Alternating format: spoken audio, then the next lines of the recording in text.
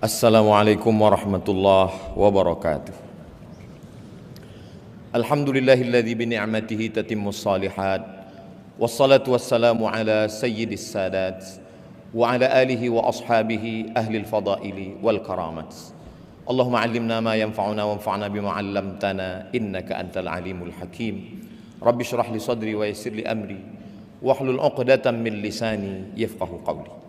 Allahumma shalli wa sallim ala sayyidina Muhammad wa ala alihi wa ashabihi wa man tabi'ahum bi ihsanin ila yaumiddin, amma ba'd. Menghadap ke hadapan majlis ke bawah duli yang maha mulia Paduka Sri Baginda Sultan Haji Hasan Al-Bolkiah Mu'izzuddin wad Daulah Ibni Almarhum Sultan Haji Omar Ali Saifuddin Sa'dul Khairi wad Din Sultan dan yang di-Pertuan Negara Brunei Darussalam. Ampun beribu-ribu ampun, dengan segala penuh hormat serta ta'zim, hamba ke bawah duli Tuan Patik menjunjung limpah kurnia perkenan ke bawah duli Tuan Patik bagi menyampaikan ceramah ini kepada para hadirin dan hadirat di majlis sambutan Isra dan Mi'raj peringkat negara bagi tahun 1446 Hijrah dengan menggunakan bahasa biasa dalam ceramah yang akan hamba ke bawah duli Tuan Patik sampaikan ini. Tajuk yang dilimpahkan kepada Patik adalah sembahyang mencerdaskan minda. Apakah betul sembahyang itu boleh mencerdaskan minda? Maka syarat orang yang sembahyang mesti ada minda, baligh, berakal. Walaupun dia baligh, umur sampai, tapi kalau tidak berakal maka dia tidak wajib sembahyang. Rufi'al qalamu an thalathatin. Ada 3 jenis manusia yang amalannya tidak dicatat.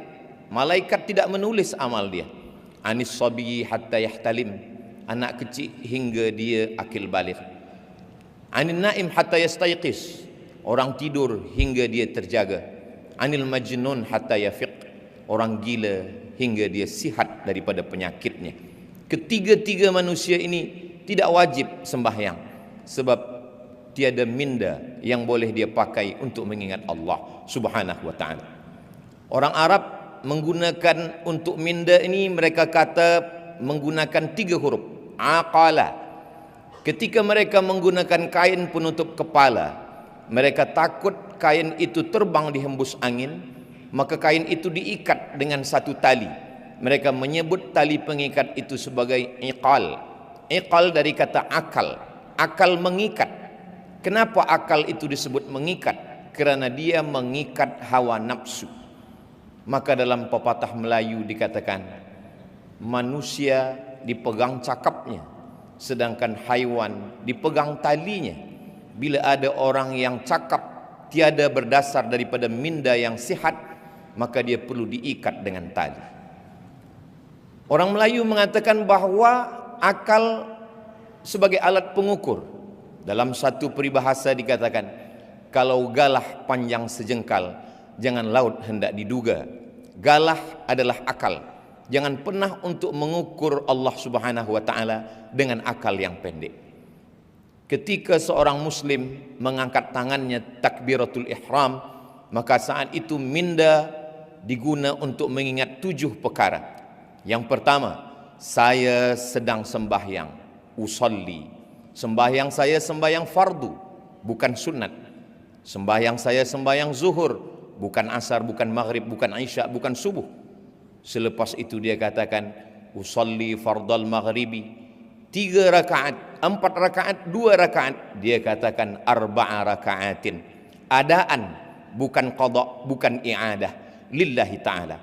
Itulah yang terkumpul dalam talaffuz bin niat usalli yang diucapkan setiap muslim. Usalli fardaz zuhri arba'a raka'atin adaan ma'muman lillahi ta'ala. 7 perkara itu dia ingat kuat-kuat. Pada saat itu minda dia sedang dicerdaskan dengan mengingat perkara-perkara itu. Jika ada seorang muslim kerana sibuk dengan sosial media, dengan televisi, kemudian dia lupa mengingat sesuatu, lalu dia angkat takbiratul ihram, maka sepakat semua mazhab batallah solatnya. Dalam mazhab yang kita pakai, mazhab Melayu, di bumi Melayu mazhab Imam Muhammad bin Idris Asy-Syafi'i, niat di dalam takbiratul ihram, muqaranah namanya. Disebut dengan muqaranah kerana sejalan antara niat dengan takbir. Ketika seorang muslim mengatakan Allahu Akbar, maka saat itu di dalam takbir itu saya sembahyang fardu zuhur 4 rakaat, 4 rakaat adaan makmuman atau imaman lillahi ta'ala. Seandai pun dia pakai mazhab yang lain, mazhab Imam Hanafi, mazhab Imam Maliki, mazhab Imam Syafi'i, niat tetap sebelum takbiratul ihram. Tidak ada satu pun mazhab yang berniat selepas takbiratul ihram. Bila seorang tidak menggunakan mindanya pada takbir itu, kemudian dia mengangkat tangan Allahu Akbar, selepas itu dia ragu zuhur kah, asar, maghrib kah atau isya, maka batallah salatnya menurut semua mazhab. Begitulah Allah Subhanahu wa taala ingin supaya seorang muslim tajam akal dan fikirannya, supaya dia senantiasa menjaga mindanya. Lalu kemudian setelah itu dia menyerahkan semua perkara kepada Allah Subhanahu wa taala. Ada 3 yang melalaikan manusia. Yang pertama, Allahu Akbar, Allah yang maha besar. Yang lain daripada itu, masalah hidupnya, ujian hidupnya, semuanya kecil di hadapan Allah, maka dia katakan Allahu Akbar kabira. Lalu kemudian selepas itu dia serahkan semua pujian milik Allah, walhamdulillahi katsira. Selepas itu baru dia katakan diri hamba kepada Allah penuh dengan silap salah dan dosa, dosa mata hingga ke ujung kaki. Selepas itu dia katakan wa subhanallahi bukratan wa asila. I'jabul mar'i bi nafsihi unwanu dha'fi aqlihi. Kekaguman, ujub terhadap diri manusia adalah punca daripada kelemahan minda. Minda yang kuat merasa diri bukan apa-apa, la haula wala quwata illa billahil aliyil azim. Ada 3 kerja minda. Yang pertama mengingat, yang kedua berfikir, yang ketiga sadar, kesadaran, awareness. Sekarang banyak orang yang tidak sadar apa yang dia katakan, apa yang dia ucapkan, apa yang dia perbuat. Maka ketika salat orang sedang menjaga kesadarannya. Muslim mengatakan sadar itu adalah khusyuk. Wa khasha'atil aswatu lirrahman. Suara-suara semua bersimpuh sujud kepada Allah Subhanahu wa taala. Ketika orang sedang salat, maka dia menggunakan minda untuk mengingat apa yang dia katakan, apa yang dia baca. Syekh Ali Jum'ah mengatakan untuk membantu kekhusyuan maka nafas mesti diatur. Dalam takbiratul ihram 1 nafas, Allahu Akbar. Dalam iftitah muslim boleh membaginya ke dalam 4 nafas. Allahu Akbar kabiran walhamdulillahi katsiran wa subhanallahi bukratan wa asila. Wajjahtu wajhiya lilladzi fataras samawati wal arda hanifan musliman wa ma ana minal musyrikin. Inna salati wa nusuki wa mahyaya wa mamati lillahi rabbil alamin. La syarika lahu wa bidzalika umirtu wa ana minal muslimin. Apakah Nabi Muhammad SAW itu kalau salat mulutnya bergerak atau diam sahaja? Tabi'in tidak pernah melihat Nabi. Maka tabi'in yang tidak pernah berjumpa melihat Nabi bertanya kepada sahabat Nabi. Sahabat itu bernama Khabbab ibnul Arth. Ya Khabbab, wahai Khabbab, apakah Nabi itu kalau sembahyang mulutnya bergerak? Kata Khabbab, ya, Nabi itu kalau sembahyang mulutnya bergerak. Maknanya dia membaca, bukan diam. Kalau mulut Nabi bergerak, dari mana engkau boleh mengetahui mulut Nabi itu bergerak? Khabbab menjawab, saya tahu mulut Nabi bergerak karena saya melihat bittirabi lihyatih, kerana janggut Nabi bergerak. Janggut Nabi bergerak kerana rahangnya bergerak. Rahang bergerak kerana mulut membaca. Itulah mengapa sembahyang itu disebut dengan qiraah, bukan mutala'ah. Kalau membaca di dalam hati, bahasa Arabnya mutala'ah. Tapi kalau membaca dengan mulut berbunyi, maka disebut dengan qiraah. Apakah bersuara atau tidak? Kalau suara kita didengar orang lain, namanya waswasa. Alladzi waswisu, berbisik.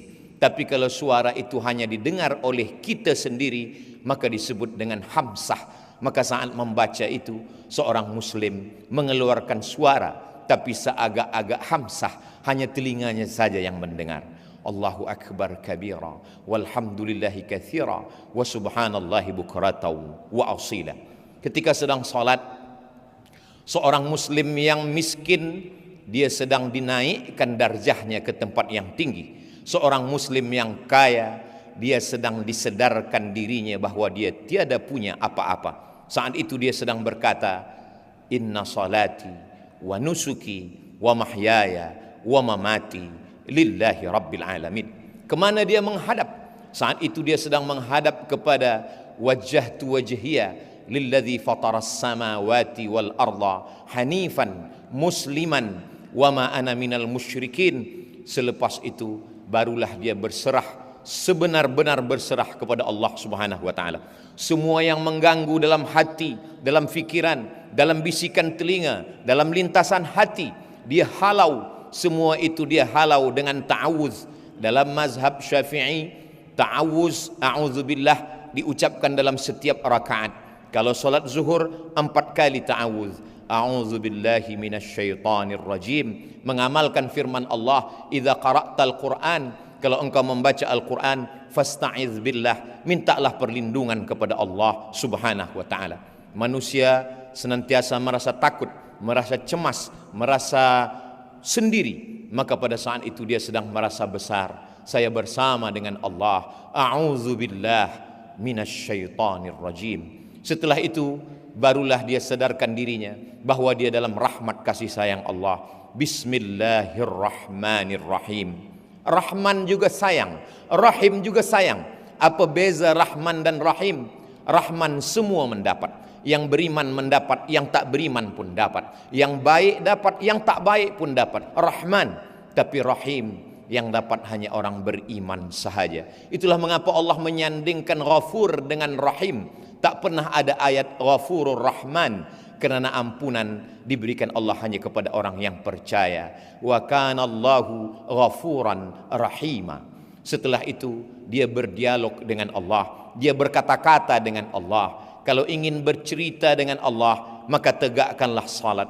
Ketika seorang hamba sedang berkata, alhamdulillahi rabbil alamin, Allah membalas. Apa kata Allah? Hamidani abdi, hambaku sedang memuji aku. Setelah itu hamba itu berkata, Ar-Rahmanir Rahim. Lalu kemudian Allah menjawab, apa kata Allah? Athna alayya abdi, hambaku sedang memuliakan aku. Maliki yaumiddin. Apa kata Allah? Majjadani abdi, hambaku sedang mengagungkan aku. Kemudian hamba itu berkata, Iyyaka na'budu wa iyyaka nasta'in. Apa jawab Allah? Sa'alani abdi, hambaku sedang meminta kepadaku. Ihdinas siratal mustaqim. Apa jawab Allah? Wali abdi ma sa'al, hambaku mendapatkan apapun yang dia mintakan. Sesungguhnya ketika orang sedang melaksanakan salat, mindanya, akalnya, fikirannya sedang fokus, sedang khusyuk, dia sedang bersama dengan Allah Subhanahu wa taala. Ujian hidup menyebabkan manusia sakit secara mental, maka perlu kesehatan mental. Maka pada saat itu dia pilihkan ayat yang membuat dia merasa diperhatikan Allah Subhanahu wa taala. Beban hidup seorang hamba menjalani segala kesusahan, kepahitan hidup. Maka pada saat itu apa ayat yang dia baca? Alam nashrah laka sadrak. Bukankah belum kulapangkan dadamu, kata Allah. Alam nashrah laka sadrak wa wada'na anka wizrak. Lalu kemudian aku angkat semua kesulitan, kepayahan yang engkau jalani dalam hidup. Lalu kemudian alladzi anqadha dhahrak, semua yang membebani pundakmu. Wa rafa'na laka dzikrak, kami akan mengangkat namamu, kami akan membuat engkau selalu dikenang sepanjang zaman.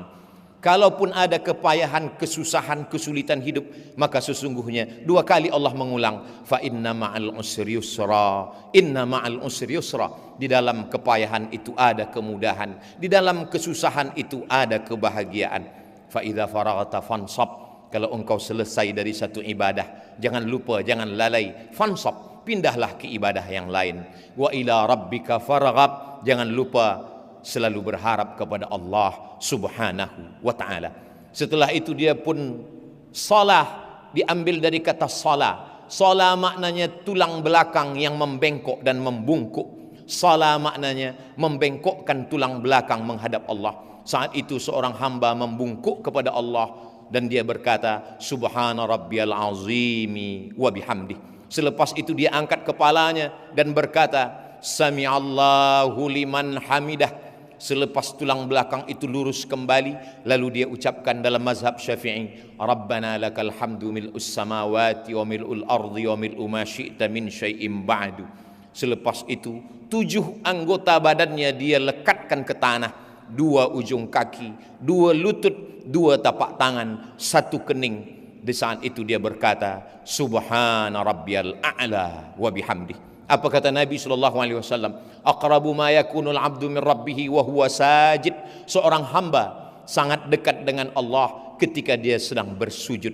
Disitulah letak keadilan Allah. Seandainya Nabi mengatakan orang paling dekat dengan Allah ketika dia di Makkah, menangislah orang miskin. Bagaimana dia boleh sampai ke Baitullah? Seandainya Nabi mengatakan orang paling dekat dengan Allah ketika dia sedang di padang Arafah, betapa orang susah tak mendapatkan kemuliaan itu. Tapi betapa adilnya Allah. Apa kata Nabi? Aqrabu ma yakunul abdu min rabbihi wa huwa sajid. Orang paling dekat dengan Allah ketika dia sedang bersujud. Yang miskin dan yang kaya, rakyat jelata siapapun jua, boleh menempelkan keningnya ke lantai dan berbisik. Kalau makhluk di bumi tak ada lagi tempat mengadu, kawan sudah menjadi lawan, sahabat menikam dari belakang, menggunting dalam lipatan, menjegal kawan seiring, maka saat itu berbisiklah ke tanah, maka malaikat di langit akan mengabulkan segala doa-doa. Subhana rabbiyal a'la wa bihamdih. Di saat duduk di antara 2 sujud, itulah doa yang paling panjang. Walaupun duduk antara 2 sujud itu paling pendek dalam sembahyang, tapi sesungguhnya seorang mukmin doa yang paling panjang, 8 permohonannya kepada Allah. Rabbighfirli warhamni wajburni warfa'ni warzuqni wahdini wa'afini wa'fu anni. Itulah doa yang paling panjang. Dalam tegak, dalam ruku', dalam sujud, tak ada permohonan sampai 8 permohonan itu duduk di antara 2 sujud. Tapi banyak orang tiada menggunakan minda untuk mengingat apa yang dia minta kepada Allah Subhanahu wa ta'ala. Selepas itu di sujud terakhir dia berkata, meminta kepada Allah. Kalau dia boleh menggunakan bahasa Arab, dia mengadu kepada Allah. Kalau dia tanpa guna bahasa Arab, dengan guna bahasa apapun Allah Maha tahu. Wa na'lamu ma tuwaswisu bihi nafsuh. Kami tahu apa yang berbisik-bisik di dalam hatimu. Selepas itu, selepas bermunajat, dia lepaskan segala kepayahan, kesulitan, kesusahan hidupnya. Setelah itu dia pun menyaksikan mi'raj. As-salatu mi'rajul mu'min. Sembahyang itu adalah mi'rajnya orang beriman.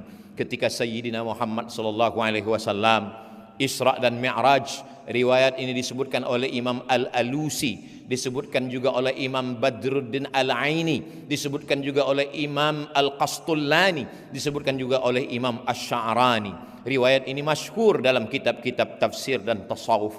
Ketika Nabi SAW berdialog dengan Allah, apa kata Nabi Muhammad SAW? At-tahiyatul mubarakatu salawatu tayyibatu lillah. Semuanya milik engkau ya Allah. Lalu kemudian apa kata Nabi selepas berkata at-tahiyatul mubarakatu salawatu tayyibatu lillah? Allah menjawab ucapan itu dengan ucapan assalamu alayka ayyuhan nabiyyu wa rahmatullahi wa barakatuh. Dijawab oleh Allah Subhanahu wa taala, assalamu alayka ayyuhan nabiyyu wa rahmatullahi wa barakatuh. Keselamatan, kerahmatan, keberkahan untukmu wahai Muhammad sallallahu alaihi wasallam. Dijawab oleh Rasulullah, wassalamu alaina wa ala ibadillahis salihin. Nabi tidak ingin salam itu hanya untuk dirinya, dia ingin salam itu melimpah. Wassalamu alaina wa ala ibadillahis salihin. Setelah itu semua malaikat-malaikat bersyahadat, asyhadu an la ilaha illallah wa asyhadu anna Muhammadan Rasulullah. Itu hanya dapat difahami oleh orang yang mindanya hidup, mindanya cerdas. Setiap hari dilatih, dibiasakan. Pada saat itu dia sedang bersama dengan Allah Subhanahu wa taala. Kun ma'allah, hendaklah engkau bersama dengan Allah. Illam takun ma'allah, kalau bukan bersama dengan Allah, bersamalah dengan orang-orang yang ketika engkau bersama dengan mereka, hatimu sejuk, selalu berasa bersama dengan Allah subhanahu wa ta'ala. Andai dia cukup dengan salawat Ibrahimiyah, dengan menyertakan nama Nabi Ibrahim, kama barakta ala Ibrahim wa ala ali Ibrahim fil alamin innaka Hamidum Majid. Tapi seorang muslim ingin sembahyangnya sempurna, dia memperakui segala silap salahnya. Dia berkata, Rabbighfirli ma qaddamtu wa ma akhartu wa ma asrartu wa ma a'lantu wa ma asraftu wa ma anta a'lamu bihi minni antal muqaddimu wa antal muakhiru la ilaha illa anta subhanak inni kuntu minadh zalimin. Selepas itu dia memohonkan sebagaimana riwayat dalam Sahih Muslim, Allahumma inni a'udzubika min azabi jahannam wa min azabil qabri wa min fitnatil mahya wal mamat wa min syarri fitnatil masihid dajjal. Selepas itu dia tutup dengan memohon kepada Allah, Allahumma a'inni, tolong hamba, ala dzikrika, supaya hati selalu berzikir, wa syukrika, selalu bersyukur, wa husni ibadatik, selalu beribadah dengan ibadah yang terbaik. Selepas itu dia pun keluar daripada solatnya dengan mengucapkan salam, Assalamualaikum warahmatullah. Selepas itu dia katakan, Assalamualaikum warahmatullah. Pada saat itu semua beban hidup, fikiran, kepayahan, kesusahan lepas, kerana dia sedang bersama dengan Allah subhanahu wa ta'ala. Salat tidak hanya menajamkan minda, tapi juga mencerdaskan yang disebut dengan intelligent quotient, tapi juga emosional. Emosional seorang muslim, dia marah, dia ingin berduka, dia bersusah hati, semua kesusahannya sudah dia limpahkan kepada Allah subhanahu wa ta'ala. Kalau Nabi Musa berdoa kepada Allah, Rabbi syrahli sadri, lapangkanlah dada hamba, berbeza dengan Nabi Muhammad SAW. Sebelum diminta dia sudah diberi. Apa kata Allah? Alam nashrah laka sadrak, bukankah sudah kulapangkan dadamu ya Muhammad SAW. Ketika seorang muslim sudah berserah diri kepada Allah, selepas salat dia tetap mengatakan astaghfirullah, astaghfirullah, astaghfirullah. Mengapa dia beristighfar? Dia bukan minum khamar, dia bukan melakukan perbuatan maksiat, dia baru saja keluar daripada solatnya, aqwalun, ucapan, wa af'alun, perbuatan, mufattatahatun bitakbir, dibuka dengan takbir, wa mukhtatamatun bitaslim, ditutup dengan salam. Tapi kenapa dia mengatakan astaghfirullah? Begitulah seorang muslim, dia sadar dalam solatnya dia lupa, dalam solatnya dia lalai. Orang Melayu mengatakan khusyuk itu macam meniti pematang di tengah sawah. Seorang petani selepas memanen padi, dia pun memikul padinya di atas pematang yang licin, tanah liat di tengah sawah. Kadang terjatuh ke kanan, dia bangkit lagi. Kadang terlepas kaki ke kiri, dia tegak kembali. Begitulah menjaga kekhusyuan. Selepas itu dia sedarkan dirinya, astaghfirullahalazim alladzi la ilaha illa huwal hayyul qayyum wa atubu ilaih. Selepas itu dia berzikir subhanallah walhamdulillah la ilaha illallah. Selepas itu dia berdoa, ad-da'i wal mu'amminu fil ajri sawa, yang berdoa dan yang mengaminkan sama-sama dapat pahala. Hari ini banyak orang tidak lagi mahu berdoa selepas sembahyang, meninggalkan masjid, padahal itu adalah satu saat, suatu waktu yang dipilih oleh Allah Subhanahu wa taala, waktu mustajab untuk berdoa. Maka ketika imam membaca, sesungguhnya Nabi Ibrahim, Nabi Musa alaihissalam berdoa, Nabi Harun mengaminkan. Apa kata Allah dalam Al-Quran? Qad ujibat da'watukuma, doa kamu berdua sudah dikabulkan Allah. Padahal yang berdoa hanya Nabi Musa, Nabi Harun hanya mengaminkan. Nabi Musa berdoa, Nabi Harun mengaminkan. Jibril berdoa, Nabi Muhammad SAW mengaminkan. Suatu ketika Nabi Muhammad SAW turun dari mimbarnya, dari lantai aras yang pertama Nabi mengatakan amin, yang kedua Nabi mengatakan amin, yang ketiga Nabi mengatakan amin. Sahabat bertanya, lima fa'alta ya Rasulullah, mengapa engkau lakukan ini wahai Rasulullah? Kami mendengar engkau mengatakan amin 3 kali, tapi kami tak mendengar ada satupun yang berdoa. Nabi Muhammad SAW mengatakan, saya baru saja mendengar malaikat Jibril berdoa, 3 doa Jibril. Bu'adan liman adraka Ramadan falam yughfarlah, celakalah orang yang berjumpa dengan Ramadan tapi tidak diampunkan dosanya. Maka Nabi Muhammad SAW mengatakan amin. Yang kedua, bu'dan liman adraka walidahul kibara ahaduhuma aw kilahuma falam yudkhilahul jannah. Binasalah orang yang berjumpa dengan ayah ibunya tapi dia tidak berbakti kepada mereka berdua sehingga dia tidak masuk surga. Maka Nabi mengatakan amin. Yang ketiga, bu'dan liman dzukirta walam yusalli alaika. Celakalah orang yang ketika disebut namamu tapi dia tidak mahu berselawat kepadamu. Allahumma salli ala Sayyidina Muhammad wa ala ali Sayyidina Muhammad. Nabi mengatakan amin. Itulah dalil para ulama kita mengaminkan doa para imam. Dan ketika kita berzikir, malaikat-malaikat memanggil malaikat yang lain, halummu ila hajatikum. Wahai malaikat yang lain, marilah kemari. Inilah yang kamu cari, majlis-majlis zikir. Selepas berzikir dan berdoa, lalu kemudian semua malaikat-malaikat itu berkata, qumu maghfuran lakum. Tegaklah berdiri, kamu semua sudah diampunkan Allah Subhanahu wa ta'ala. Keluar dari masjid, semua mengucapkan doa, Allahumma inni as'aluka min fadlik. Kenapa ketika masuk masjid Allah maftahli abwaaba rahmatik? Kerana di dalam masjid malaikat sudah menunggu dengan doanya, Allahumma firlahu warhamhu, Allahumma firlahu warhamhu. Curahkan rahmatmu untuk mereka. Tapi ketika manakala keluar dari masjid, kita meminta Allahumma inni as'aluka min fadlik. Kita minta rezeki karunia Allah. Kerana di luar masjid mencari rezeki. Idza qudiyatis salah, kalau salat sudah dilaksanakan, fantashiru fil ard, bertebaranlah di atas muka bumi, wabtaghu min fadlillah, carilah karunia Allah.